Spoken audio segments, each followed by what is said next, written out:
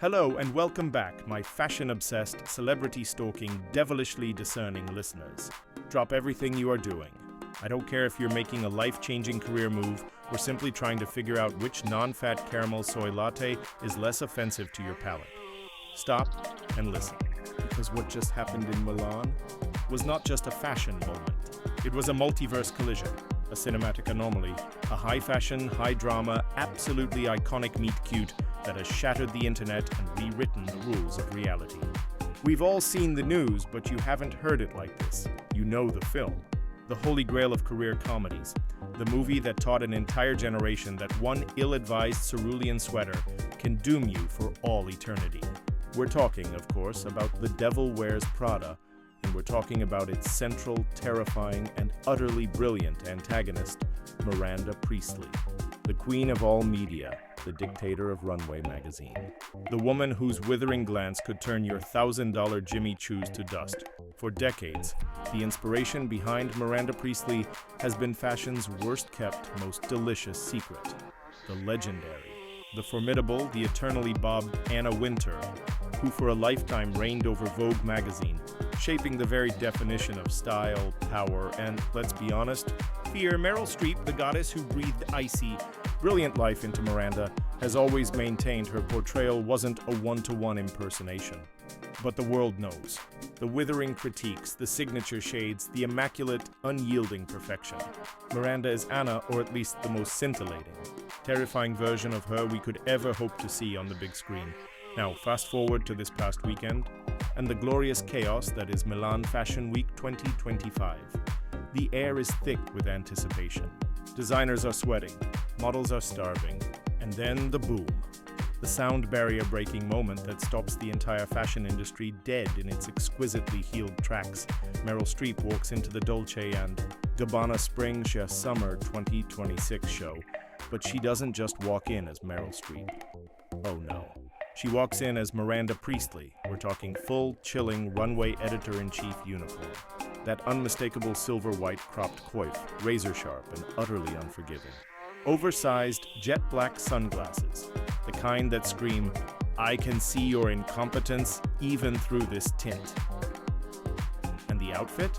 A Dolce & Gabbana masterpiece, a glossy, camel-colored vinyl trench coat, cinched with an animal print belt paired with black cropped trousers and pristine satin pumps. It was a look that communicated, without uttering a single precious syllable, that her time was invaluable, your existence was inconvenient, and this was not a drill, and she's not alone. Trailing behind her like an impeccably tailored shadow is Stanley Tucci, reprising his role as the beloved, long-suffering art director, Nigel Kipling. He's in a perfect gray suit, looking exactly like the man who has managed to survive the Ice Queen's reign for decades by being ruthlessly brilliant and just a little bit terrified. Reports confirm they were there to film a scene for the highly anticipated sequel, The Devil Wears Prada 2, which we are all collectively losing our minds over. But this was the scene that no scriptwriter could have ever dreamed of. They take their front row seats. The cameras, though reportedly hidden, are surely whirring. The entire room is holding its breath, because sitting directly across the runway from the fictional fashion dictator is the real one, Anna Wintour herself. The two titans of taste, the real and the real, separated by nothing more than a strip of polished wood and a few meters of runway. Wintour, the very muse for Miranda's menacing genius, is there in her own signature power uniform, a vibrant, floral print maxi dress, snakeskin boots, and her trademark, impenetrable bob and dark shades. It's a moment so meta it almost collapses under its own cultural weight. Fiction meets reality.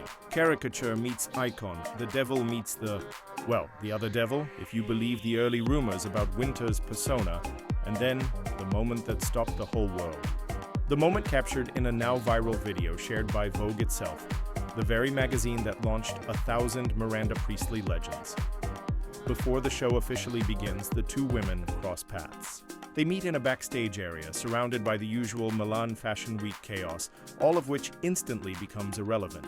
And it's warm Wintour, the eternal Ice Queen, the woman whose very presence has reportedly frozen designers in their tracks, is smiling. A genuine, disarming human smile. She extends her hand, or maybe it's a full embrace, as the clip shows the two women sharing a warm hug. How are you? Wintour asks Meryl Streep, or perhaps Miranda Priestly.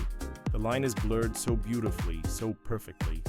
Then, the legendary editor, clearly playing along with the sheer absurdity of the moment, says, "I can't believe you flew from New York to Milan." And Streep, in character but with a hint of Meryl's delightful mischievousness, delivers the line that has now been immortalized in fashion history. "This is my first fashion show." Not kidding. Her first fashion show! The woman who has been a fictional front row staple, a god in the world of Runway, has never been to a real one. The irony is thicker than a wool flannel in July. Wintour's reaction is priceless. A genuinely surprised, "You're kidding." It is a moment of pure, unguarded delight that no fan, no fashion critic, no Hollywood insider ever expected to see. This interaction is the perfect, magnificent cherry on top of the entire Devil Wears Prada cultural phenomenon. Think about the layers here. First, you have the original book by Lauren Weisberger, inspired by her time as Wintour's assistant, a book that supposedly shook the hallowed halls of Vogue and Condé Nast. Then, the 2006 film, a massive box office hit that solidified Miranda Priestly as the ultimate, intimidating boss, a performance that earned Streep an Oscar nomination. For years, Wintour remained notoriously private about the comparison, only occasionally making a sly joke. She famously showed up to the film's New York premiere wearing Prada, a move that showed either a spectacular sense of humor or a masterful stroke of deflection. She recently opened up on a podcast admitting she was highly enjoyable and very funny, and that she thought it was a fair shot. The fashion world, she said, was sweetly concerned for her, but she appreciated its wit.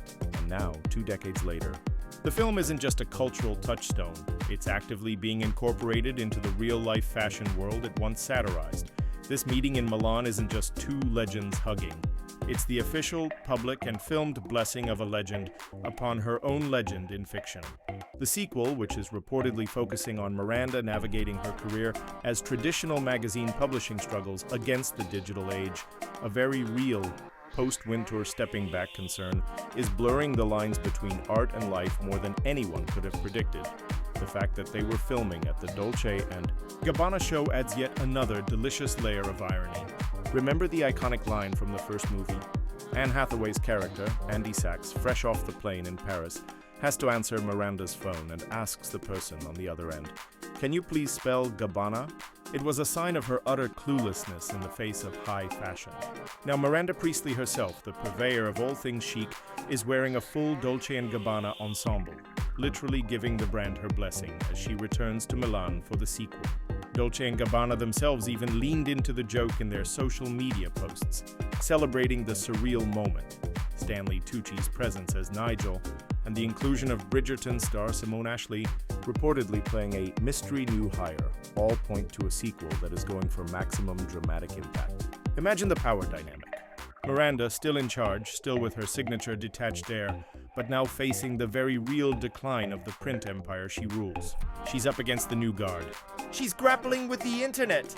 The one thing even the most terrifying EIC cannot control. And what about Anna Wintour? Was she in on the filming? Was this purely a spontaneous yet perfectly timed photo op orchestrated for the ages? While unconfirmed reports suggest she was seated opposite them to lend an authentic air to the scene, the delightful human exchange captured on video suggests a warm, playful acknowledgement of the bizarre, beautiful legacy they share. It's the moment where the real-life inspiration finally, publicly, and joyfully gives the fictional masterpiece her full, fabulous cosign. The fashion world is a notoriously cold place. It is a world of calculated moves, icy stares, and silent judgments. But for this one beautiful, cinematic moment at Milan Fashion Week, the artifice dropped. Two of the most powerful women in culture, one real, one a character too real, shared a hug, a laugh, and a mutual appreciation for the sheer, over-the-top, brilliant spectacle they both create and command.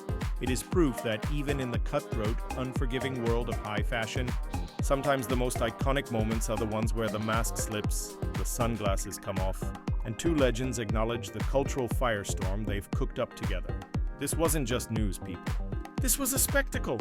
This was a show. And we all had a front row seat to the most meta, magnificent fashion moment of the decade. The sequel is coming, And if this is the teaser trailer, we are all ready to be tormented by Miranda Priestly once more.